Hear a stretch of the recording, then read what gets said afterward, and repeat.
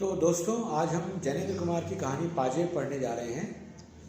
इस व्याख्यान का शीर्षक मैंने बड़ा मज़ेदार दिया है, नहीं, पाजेब बाल मनोविज्ञान की कहानी नहीं है। इसके पीछे कारण क्या है, मैं आपको बताने की कोशिश करता हूँ। आप पाजेब के बारे में कोई भी समीक्षा वाली किताब या कोई भी पाठ्य पुस्तक आपकी जो उपलब्ध है वो पढ़ेंगे तो उसमें पाजेब की व्याख्या के बारे में लिखा मिलेगा। बल्कि आप यही क्यों, आप नए ज़माने के विद्यार्थी हैं, आप गूगल कर लीजिए और पाजेब कहानी की व्याख्या पे कई आपको वेबसाइट्स पे व्याख्या मिल जाएगी, क्योंकि ये स्कूलों में भी बड़े पैमाने पर चलती है। सभी जगह आपको एक ही बात लिखी मिलेगी, पाजेब कहानी बाल मनोविज्ञान की कहानी है। तो सबसे पहले मैं इस मज़ेदार स्थापना से अपने इस आज के व्याख्यान की शुरुआत करना चाहता हूँ कि पाजेब कहानी बाल मनोविज्ञान की कहानी नहीं है। कैसे, ये बात मैं अगले 15-20 मिनट में आपको समझाने की कोशिश करूँगा। पाजेब कहानी एक बच्चे की कहानी है ही नहीं। वो बच्चा, उसका एक पात्र जरूर है, मुख्य पात्र, और अक्सर वो कहानी स्कूलों में चलती है, इसलिए हमारे लिए कह देना आसान होता है कि बच्चे इस कहानी को पढ़ के सीख सकते हैं। लेकिन दरअसल ये कहानी उस बच्चे के पिता के बारे में है जिसके उवाच में ये कहानी कही गई है। दरअसल हम अगर किसी के मन की उधेड़बुन अगर इस कहानी में पढ़ पाते हैं तो वो आशुतोष, जो कहानी का नायक बच्चा है, उसके पिता की उधेड़बुन जान पाते हैं, क्योंकि कहानी उनके उवाच में चल रही है।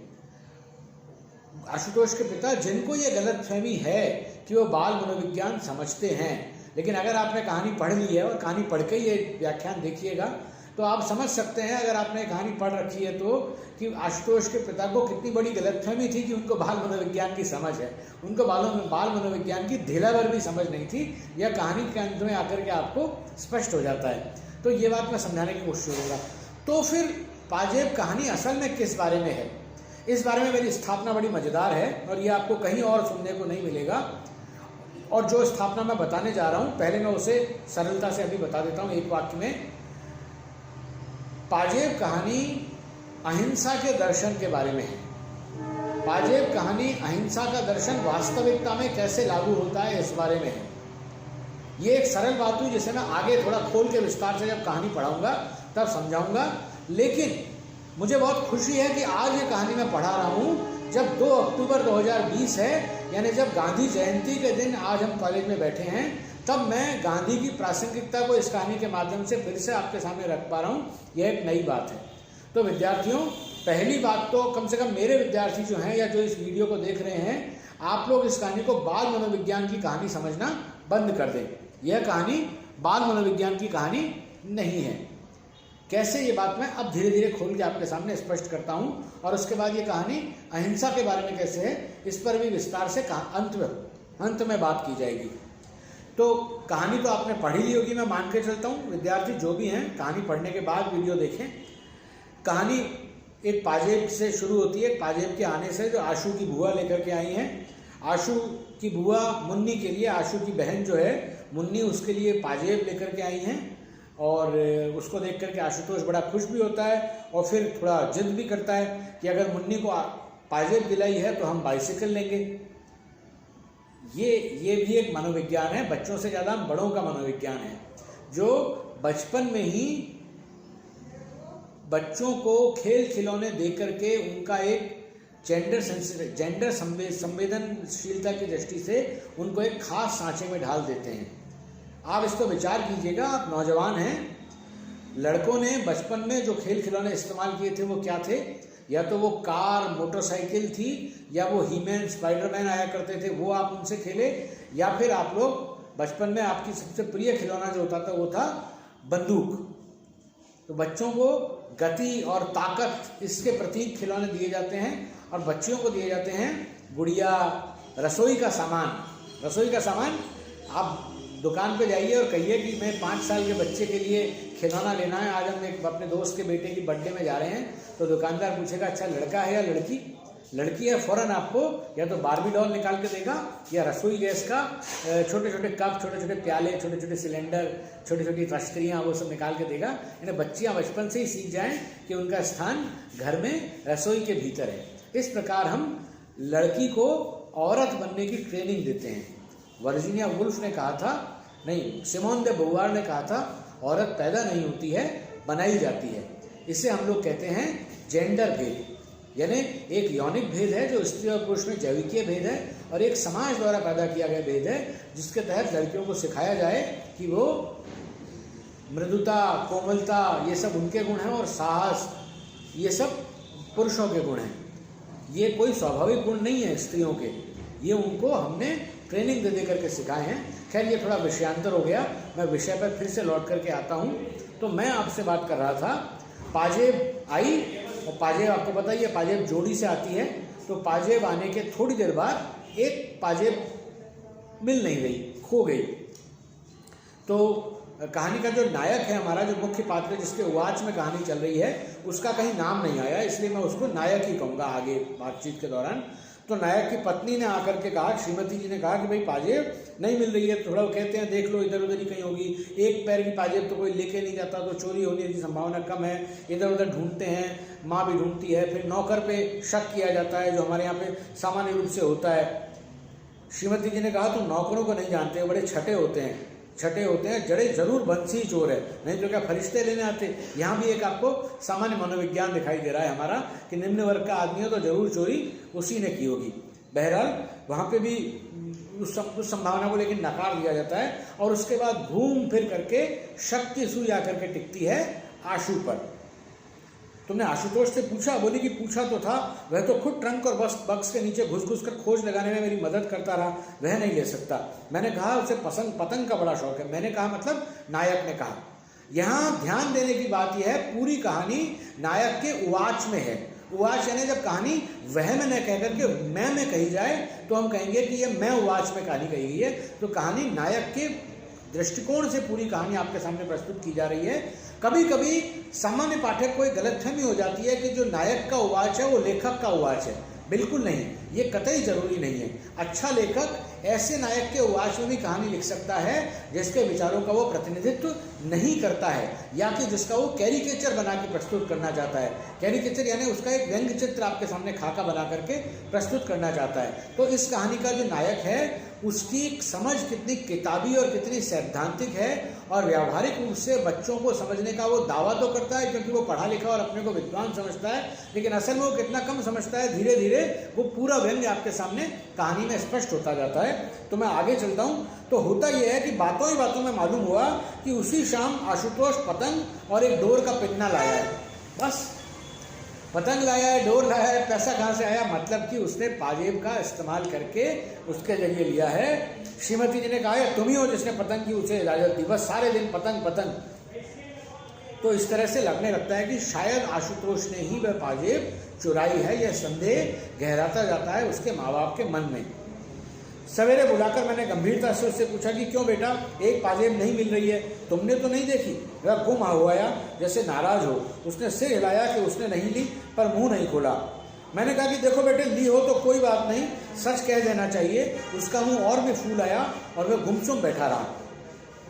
आगे वाला संवाद बहुत महत्वपूर्ण है, मैं पढ़ रहा हूँ, इसको ध्यान से सुनिएगा। मेरे मन में उस समय तरह तरह के सिद्धांत आए। मैंने स्थिर किया कि अपराध के प्रति करुणा ही होनी चाहिए, रोष का अधिकार नहीं है। प्रेम से ही अपराध वृत्ति को जीता जा सकता है, आतंक से उसे दबाना ठीक नहीं है। बालक का स्वभाव कोमल होता है और सदा ही उससे स्नेह से व्यवहार करना चाहिए, इत्यादि। आखिर में इत्यादि लिख करके जैनेन्द्र ने एक हल्का व्यंग्य कर दिया है। ये सब सैद्धांतिक बातें हैं, ये सब किताबी बातें हैं। अपने आशुतोष के पिताजी ने अपने मन में यह तय किया कि अपराध के प्रति करुणा होनी ही चाहिए, रोष का अधिकार नहीं है, प्रेम से ही अपराध वृत्ति को जीता जा सकता है। कितनी बड़ी बड़ी बातें हैं, लेकिन ध्यान देने की बात यह है कि ये सब करने के बावजूद अपने मन के अंदर आशुतोष के पिता ने आशुतोष को अपराधी मान लिया था। और आगे जो बातचीत, जो संवाद में पढ़ने जा रहा हूँ, उसको सुनते हुए आपको ऐसा लगेगा कि हालांकि वो आशुतोष को डांट नहीं रहे हैं, हालांकि वे नए जमाने के पिता हैं, मार में या पिटाई में उनका विश्वास नहीं है, लेकिन अपने शब्दों के बाण से वो लगातार आशुतोष को छलनी कर रहे हैं। और उनके शब्दों में बसा हुआ अविश्वास, उनकी भाषा में जो अविश्वास समाया हुआ है, वो ये साबित कर रहा है कि वो अपने मन में ये मान चुके हैं कि आशुतोष ही चोर है। सुनिए, मैंने कहा कि बेटा आशुतोष, तुम घबराओ नहीं, सच कहने में घबराना नहीं चाहिए। ली हो तो खुलकर कह दो बेटा, हम कोई सच कहने की सजा थोड़ी दे सकते हैं, बल्कि सच बोलने पर तो इनाम मिला करता है। तो ये नए जमाने का बाल मनोविज्ञान है, जो उसके पिताजी को लगता है कि बच्चों को मार से नहीं बल्कि पुरस्कार से जीता जा सकता है। लेकिन आशुतोष से तो बाजियाब ली ही नहीं है। अगर आपने कहानी पढ़ी है तो आप जानते ही होंगे। आशुतोष सब सुनता हुआ बैठा रह गया। उसका मुंह सूजा था, वह सामने मेरी आंखों में नहीं देख रहा था। रह रहकर उसके माथे पर बल पड़ देते। क्यों बेटे, तुमने ली तो नहीं? उसने सिर हिलाकर क्रोध से अस्थिर और तेज आवाज में कहा कि मैंने नहीं ली, नहीं ली। यह कहकर रोने को हुआ, पर रोया नहीं, आंखों में आंसू रोक लिए। उस वक्त मुझे प्रतीत हुआ उग्रता दोष का लक्षण है।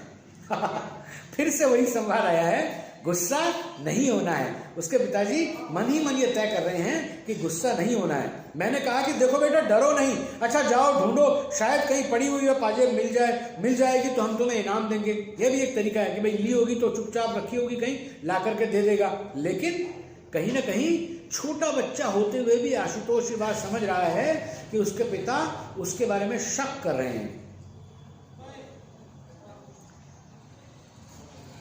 पत्नी इनकार कर देती है। आशु भला क्यों लेगा?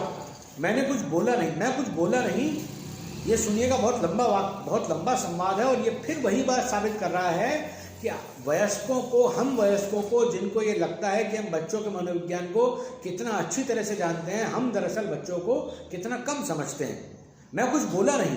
मेरा मन जाने कैसा गंभीर प्रेम के भाव से आशुतोष के प्रति उमड़ रहा था। मुझे ऐसा मालूम होता था कि ठीक इस समय आशुतोष को हमें अपनी सहानुभूति से वंचित नहीं करना चाहिए, बल्कि कुछ अतिरिक्त स्नेह इस समय बालक को मिलना चाहिए।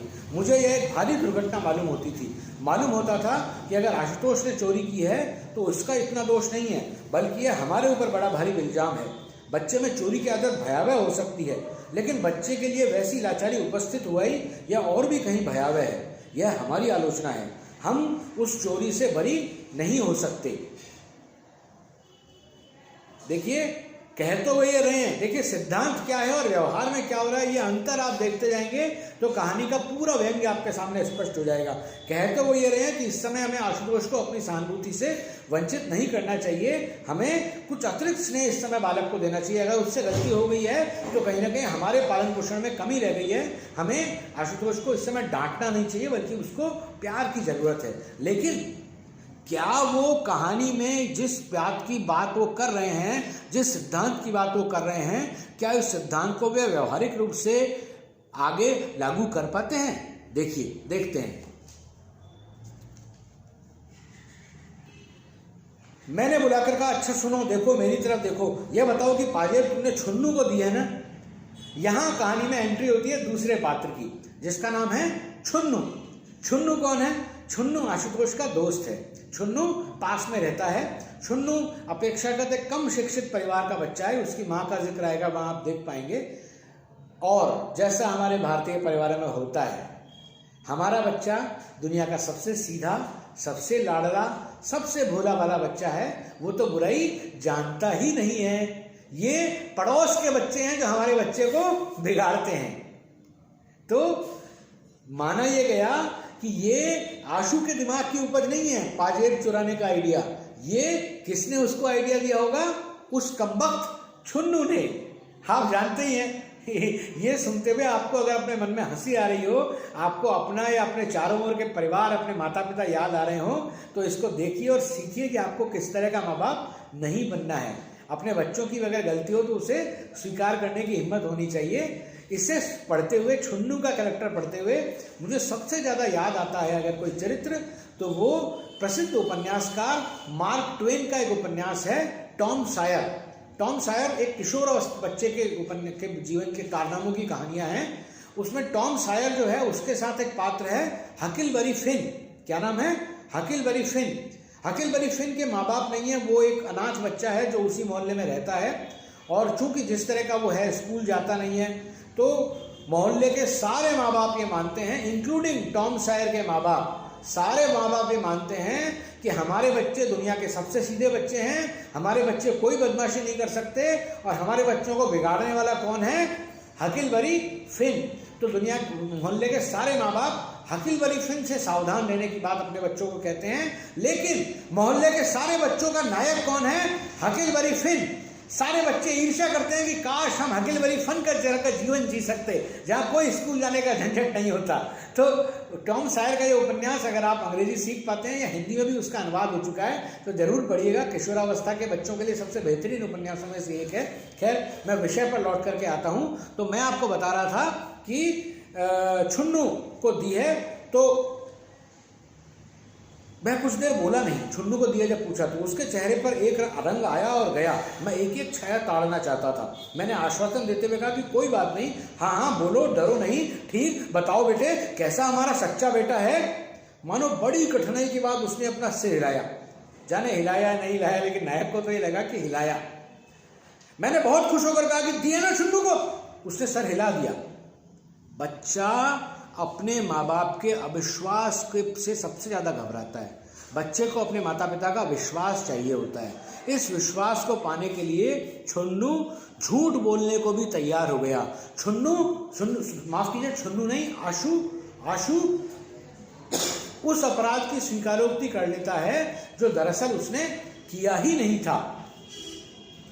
मैंने खुश होकर कहा कि दिए ना छुन्नू को। उसने सिर हिला दिया। अत्यंत सांत्वना के स्वर में स्नेहपूर्वक मैंने कहा कि मुंह से बोलो, छुन्नू को दिए। उसने कहा हाँ। मैंने अत्यंत हर्ष के साथ दोनों बाहों में लेकर उसे उठा लिया। कहा कि ऐसे ही बोल दिया करते हैं अच्छे बच्चे, आशु हमारा राजा बेटा है। मैं थोड़ा हिस्सा छोड़ रहा हूँ, पिताजी उसको लेके घूमते हैं, देखिए हमारे बेटा कितना अच्छा है, उसने बता दिया। लेकिन आशु ने तो सच नहीं बोला है। आशु ने अपने माता पिता का खोया हुआ विश्वास वापस अर्जित करने के लिए उस अपराध को स्वीकार कर लिया है जो दरअसल उसने किया ही नहीं था। अब कहानी का अगला वाला हिस्सा बहुत इंटरेस्टिंग है। अब जब कहते हैं भाई पाजेब लिए तो लाके दो,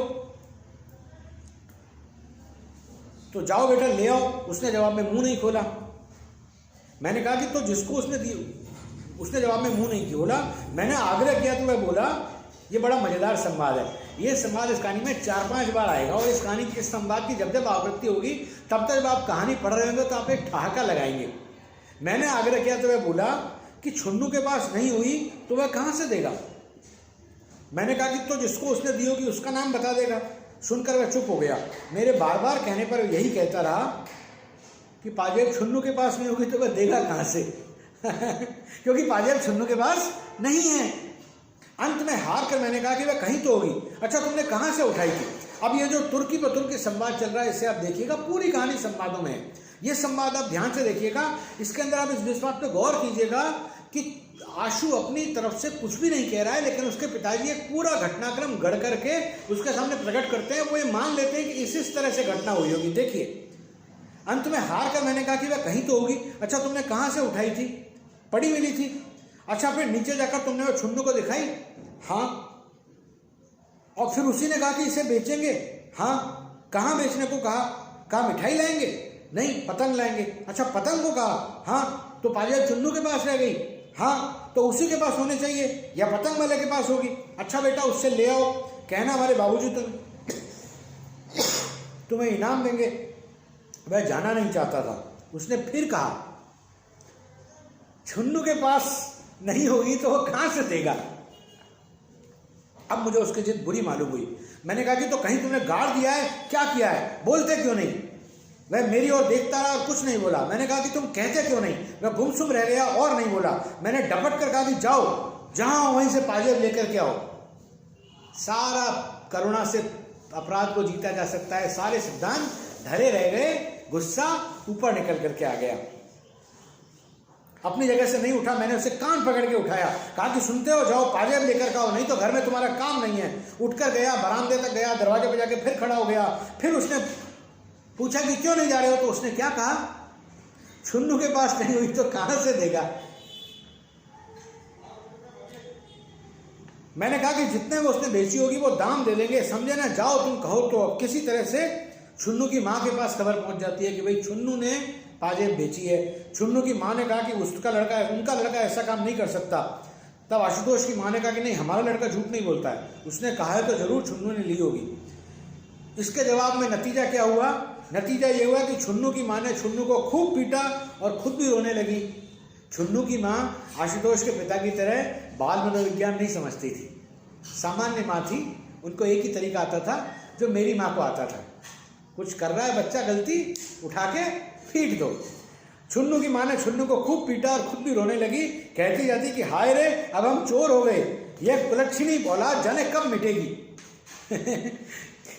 अगर आपको सच बात पता है, आप कहानी पढ़ चुके हैं, तो आपको ये सारी परिस्थितियां एक हास्य पैदा करेंगी, लेकिन ये बड़ा क्रूर हास्य है। जो बच्चों के साथ हमारा व्यवहार किस तरह से दोहरा बर्ताव होता है, उसे ये कहानी सामने रखती है। फिर वो नायक जो है वो पत्नी से कहता है कि तुमने पड़ोसियों को क्यों कहा, बेकार झगड़ा हो जाएगा, हम आपस में निपट लेते, कहीं से पाजेब वापस आ जाती, ठीक है बच्चे हैं, बच्चों को क्यों लड़ाया, ये सब हो गया। फिर उसके बाद में छुन्नू को लाया जाता है सामने। छुन्नू को उसकी माँ लेकर के आती है और कहती है कि भाई छुन्नू तो मना कर रहा है, लेकिन आप बता दीजिए कितना दाम है, हम भर देंगे। और जब बात करती जाती है, साथ में छुन्नू को पीटती जाती है, धमाधम धमाधम पीटती जाती है।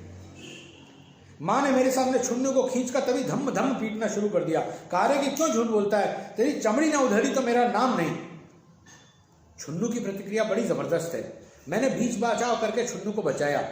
वह शहीद की भांति पिटता रहा, रोया बिल्कुल नहीं था और एक कोने में खड़े आशुतोष को जाने किस भाव से देख रहा था। वो भाव आप समझ सकते हैं ना, दोस्त दोस्त न रहा टाइप का भाव। इस भाव से छुन्नू आशुतोष को देख रहा है। तो यहाँ बाल मनोविज्ञान है, लेकिन बड़ा अप्रत्यक्ष रूप से है। बालक के मन में क्या चल रहा है ये कहानी आपको नहीं बताती है। कहानी पूरे समय उस वयस्क के बारे में बताती है, जिससे ये गलतफहमी है कि वो बाल मनोविज्ञान का पारखी है, लेकिन दरअसल वो बाल मनोविज्ञान को जरा सा भी नहीं समझता है। मैं फिर से इस बात को दोहरा रहा हूँ। तो इसके बाद में छुन्नू को बंद कर दिया जाता है कमरे के अंदर। उसके बाद में शाम को जब वो लौट के आते हैं अपने नायक महोदय, तो पत्नी बताती है कि मैंने बड़े प्यार से पूछ कर ये सब उसके पेट से निकाला है। सूचना बताती है कि 11 आने में पतंग वाले को दिए, पैसे थोड़े थोड़े करके लाया, 5 आने जो दिए वो छुन्नू के पास है। फिर वो कहती है मैंने बड़े प्यार से पूछ कर ये सब उसके पेट से निकाला है। 2-3 घंटे में मगज मारती रही। हाय राम, बच्चे का भी क्या जी होता है। थोड़ी देर पहले आपने सुना था ना कि पिताजी ने बच्चे से क्या क्या कहा, तुमने ऐसे बेची, ये किया, वो किया, यानी पूरी कथा खुद ही गड़गड़ के निकाल लिया था। अब आप कल्पना कीजिए कि माँ ने 3 घंटे तक मगज मार करके जो ये पूरा निकाला कि 11 आने में बेची, 5 आने अभी मिले हैं, बाकी के वो पतंग वाला बाद में देगा। ये सब चीज़ें भी दरअसल छुन्नू ने कही नहीं है। माँ ने पूरा गढ़ करके उससे एक अपराध की स्वीकारोक्ति करा ली है, जो अपराध उसने किया ही नहीं था। खैर साहब, फिर थोड़ी देर बाद होता है कि भाई वापस ले आओ, तो पता चलता है कि आशुतोष तो अपना सब भूल भाल गया, छुन्नू के साथ गुल्ली डंडा खेल रहा है। ये बच्चों की मानसिकता है। उन दोनों की लड़ाई भिड़ाई जो थी वो सब थोड़ी देर में खत्म हो गई, वो तो आपस में खेल रहे हैं। फिर उसके बाद फिर पूछते हैं, मैं थोड़ा ऐसा छोड़ के आगे बढ़ रहा हूँ कहानी में। फिर वो पूछते हैं कमरे में जाकर के कि 5 आने तुमने दिए थे तो खर्च हो गए क्या, खर्च नहीं हुए हो तो पतंग वाले से लेकर के आओ, कितने कितने थे, 1 अन्नी थी, 2 अन्नी थी, बोलते क्यों नहीं। सब बताने के बाद जब वो कहते हैं कि भाई पतंग वाले से वापस पैसा लेकर के आओ, तो वही ढाक के 3 पास। आशु के पास इस बात का कोई जवाब नहीं है। तो बंसी को कहते हैं, बंसी जाओ, बंसी उनका नौकर, बंसी जाओ इसको ले जाकर कोठरी में बंद कर दो। बंसी ने उसे ले जाकर के कोठरी में बंद कर दिया। 10 मिनट बाद फिर लौटाया, बुला करके पूछा गया तो उसने कहा कि अब आशु के पिता ये तय करते हैं कि वो अपने भाई को कहते हैं कि तुम प्रकाश को कहते हैं, यानी आशु के चाचा को, कि तुम इसके साथ जाकर के पतंग वापस ले, वो पैसे वापस, पाजे वापस लेकर के आओ, कहो कि जितने पैसे में तुमने खरीदी थी उतने पैसे में वापस दे दो, अगर ज़्यादा मांगे तो ज़्यादा भी दे दो, लेकिन पाजे मुन्नी की वापस आ जानी चाहिए। और पिताजी के मन में बेटे के प्रति गुस्सा बढ़ता जा रहा है। मुझे जो गुस्सा आया तो क्या बतलाऊं, लेकिन ये याद करके कि गुस्से से बच्चे संभलने की जगह बिगड़ते हैं, मैं अपने को दबाता चला गया। खैर वो गया तो मैंने चैन की सांस ली। थोड़ी देर में प्रकाश लौट आया। प्रकाश ने लौट करके आया तो आशुतोष भाग गया। आशुतोष साथ में गया ही नहीं। फिर कस के 2 झापड़ दर दिए। थोड़ा चुप हो गया आशुतोष, थोड़ी देर रोया, फिर चुप हो गया। आधा फिर बंद कर दिया गया, फिर कमरे के अंदर बंद कर दिया गया। फिर घंटे भर तक आशुतोष बंद रहा। पतंग वाले के लिए पैसे देकर के आशु के पिताजी ने भेजा और ये सब घटनाक्रम चलता रहा। पतंग वाले से वापस पाजेब लाई जाए, आशुतोष की पिटाई भी हो गई, आशुतोष को कमरे में बंद भी कर दिया गया। और फिर कहानी के अंत में आपके सामने बुआ लौट करके आती हैं। थोड़ी बहुत बातचीत होने लगती है, मोहल्ले की राजनीति की क्या हुआ, सब बातें होती है। इस तरह की बात नहीं होती कि पाजेब खो गई वगैरह, बुआ दुख पाएंगी ये सोच करके। इतने में वो छोटा सा बक्सा सरका कर बोली, इसमें वो कागज है जो तुमने मांगे थे, और यहाँ यह कहकर उन्होंने अपनी बास्केट की जेब में हाथ डालकर पाजेब निकालकर सामने रख दी, जिसे सामने बिच्छू हो। मैं भयभीत भाव से बोल उठा कि ये क्या? बोली कि उस रोज भूल से पाजेब मेरे साथ चली गई थी। कहानी खत्म। कहानी ठीक इसी बिंदु पर खत्म हो जाती है। पाजेब बुआ निकाल के रखती है और कहती है कि उस दिन गलती से एक पाजेब मेरे साथ चली गई थी। कहानी खत्म हो जाती है। दोस्तों, अगर ये कहानी और आगे चलती होती कि जिसमें फिर पिताजी बेटे को बुलाते और कहते कि मुझसे गलती हुई, मैंने तुमसे विश्वास किया, नहीं करना चाहिए, तो ये बहुत कमजोर कहानी होती। तब ये नैतिक शिक्षा की कहानी बन के रह जाती। कहानी उसी क्लाइमेक्स, जैनेंद्र कुमार जानते हैं कि एक अच्छी कहानी को कहाँ खत्म होना चाहिए। जैनेंद्र कुमार का इरादा उस सारी व्यवहार को हमारे सामने रखना था जो एक पाजेब के खो जाने पर माँ बाप ने अपने बेटे के साथ, अपने बच्चे के साथ, अपने निर्दोष बच्चे के साथ जो व्यवहार किया। इसीलिए कहानी पाजेब के मिलते ही खत्म हो जाती है। अब मैं आपसे वो बात करना चाहता हूं जो मैंने प्रारंभ में कही थी, जो मेरी स्थापना है। इस बात को समझने के लिए मैं एक दो संवाद पढ़ूंगा। दरअसल इस कहानी के लेखक जैनेंद्र कुमार गांधीवाद से बहुत ज्यादा प्रभावित थे। जैनेंद्र कुमार गांधीवाद से बहुत ज्यादा प्रभावित थे। गांधीवाद पर उन्होंने गहन अध्ययन किया है और ढेर सारा लिखा है। उनकी एक किताब है पूर्वोदय, जो पूरी गांधी के विचारों को असल में हमें अपने जीवन में कैसे लागू करना चाहिए बताने की कोशिश करती है। उसके माध्यम से मैं उसके मैं 2-3 हिस्से आपके सामने पढ़ रहा हूं और फिर मैं अपनी बात स्पष्ट करने की कोशिश करता हूं। अहिंसा पर उनके लेख हैं 3-4। पूरी किताब गांधी पर है, सर्वोदय पर है, अंत्योदय पर है, सत्याग्रह पर है, गांधी दर्शन पर है, गांधी को अपने जीवन में कैसे उतारा जाए इस पर उसमें लेख हैं। लेकिन जो अहिंसा पर उनके लेख हैं उनमें से मैं 2-3 संवाद आपके सामने पढ़ रहा हूं। अहिंसक शक्ति संपादन करने वाले को उत्तरोत्तर अकिंचन बनना होता है। जिसके पास धन के, कुल के, विद्या के, बुद्धि के, बल के गर्व के लिए स्थान बचा है, वह अभी अहिंसा के बल का पूरा पात्र नहीं है। अहिंसा का एक अर्थ होता है अहंकार का त्याग, चाहे वो बुद्धि और विद्या का ही अहंकार क्यों न हो, जो इस कहानी के नायक के मन में भरपूर था। सैद्धांतिक ज्ञान खूब था, व्यवहारिक ज्ञान शून्य था। शायद मैं ये कह सकता हूं कि उनकी पत्नी और छुन्नू की मां में उनसे व्यवहारिक ज्ञान ज्यादा था। अहिंसा बात की नहीं, काम की चीज है। जैनेंद्र कुमार कहते हैं अहिंसा बात की नहीं, काम की चीज है। अहिंसा सिर्फ शब्दों में नहीं, आपके पूरे कर्म में झलकनी चाहिए। जीवन की हर स्थिति में अहिंसा लागू होती है, जीवन के हर काम में अहिंसा लागू होती है। अहिंसा का अर्थ सिर्फ हिंसा न करना नहीं होता है, मन, वचन और कर्म से अहिंसा होना पड़ता है। और इसलिए शब्दों की भी हिंसा हो सकती है, विचारों की भी हिंसा हो सकती है। इस कहानी में कहने के लिए तो आशु के पिता अहिंसा का परिचय दे रहे थे, आशु को मार नहीं रहे थे, लेकिन वो बार बार अपने अविश्वास के जरिए छोटे बच्चे पर भयानक हिंसा कर रहे थे। मैं एक सबसे महत्वपूर्ण हिस्सा जैनेंद्र कुमार का पढ़ रहा हूं, जिसके सारे आपको बात समझ में आएगी। सच पूछिए तो अहिंसा की भाषा मौन है और उसकी अभिव्यक्ति शब्द से अधिक कर्म में है। अहिंसा की चरितार्थता के लिए किसी को विद्वान होने की आवश्यकता नहीं है, सेवाभावी और उत्सर्गशील विद्वता के बिना भी हुआ जा सकता है। विद्वता आपको अहिंसक नहीं बनाती है, आपका व्यवहार अहिंसक बनाता है। यानी मैंने जो इतनी सारी बातें कही, इसको यदि आपको परीक्षा में सरल भाषा में लिखना हो तो आप ये कह सकते हैं कि प्रेमचंद, जैनेंद्र कुमार चूंकि दार्शनिक कथाकार थे, जैनेंद्र की कहानियों में दर्शन है जो सरल भाषा में निकल करके आता है, तो जैनेंद्र कुमार अहिंसा के सिद्धांत को एक व्यापक कर देते हुए यह स्पष्ट करने की कोशिश करते हैं कि अहिंसा सिर्फ शारीरिक हिंसा न करना ही अहिंसा नहीं है, बल्कि मन, वचन और कर्म से अहिंसक होना चाहिए। इस कहानी का मुख्य पात्र अपने वचनों से और अपने कर्मों से लगातार एक प्रकार की शाब्दिक हिंसा कर रहा था, और यह शाब्दिक हिंसा भी जब तक करेंगे तब तक आप अहिंसक होने का दावा नहीं कर सकते हैं। और बाल मनोविज्ञान समझने की बात तो भूल ही जाइए। जनेंद्र कुमार की ये कहानी कहानी कला का बहुत सुंदर उदाहरण है।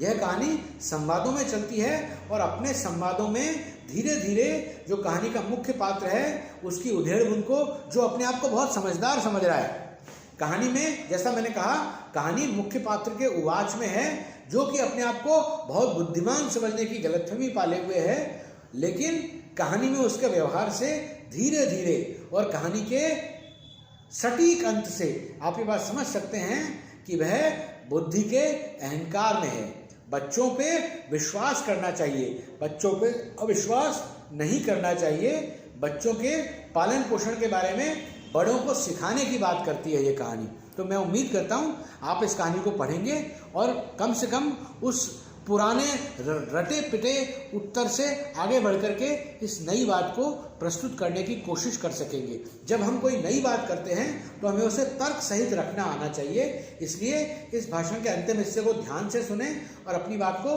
तर्क सहित उत्तर में लिखिएगा। शुक्रिया।